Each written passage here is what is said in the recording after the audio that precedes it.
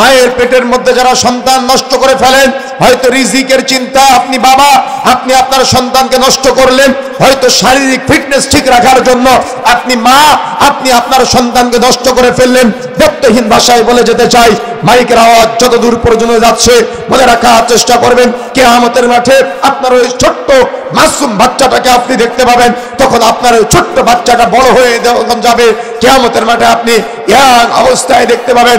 তখন আপনার ওই ছোট্ট বাচ্চাটা বড় হয়ে আপনাকে জিজ্ঞাসা করবে, আব্বু আমার কোন অপরাধে তুমি আমাকে হত্যা করেছিলে? আম্মু আমার কোন অপরাধে তুমি আমাকে হত্যা করেছিলে? বুঝেন নাই মনে হয়, কথা বুঝতে পেরেছেন?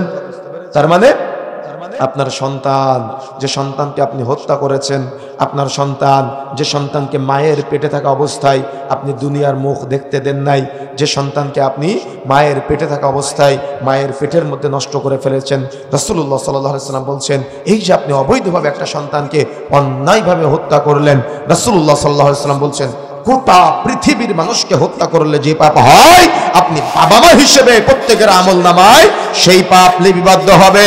আপনি যে আপনার সন্তানকে নষ্ট করলেন, এই সন্তান নষ্ট করার কারণে কিয়ামতের মাঠে আপনার সন্তান অভিযোগ করবে, আর আপনি বাবা, আপনি মা, আপনাকে বলবে, আব্বু আমার কোন অপরাধে আপনি আমাকে সেদিন হত্যা করেছিলেন? আম্মু আমার কোন অপরাধে আপনি আমাকে হত্যা করেছিলেন? আজকে ডাস্টবিনের মধ্যে ছোট্ট বাচ্চা শিশুর লাশ পাওয়া যায় হসপিটালগুলোতে। মা বাচ্চা প্রসব করার পরে ওই বাচ্চা আরেকজনের কাছে বিক্রয় করে দেয়, বা দেখা যাচ্ছে ইনজেকশন প্রয়োগের মাধ্যমে, বা কত না আছে ঔষধ প্রয়োগের মাধ্যমে মায়ের পেটে থাকা অবস্থায় বাচ্চা প্রসব করে ফেলে।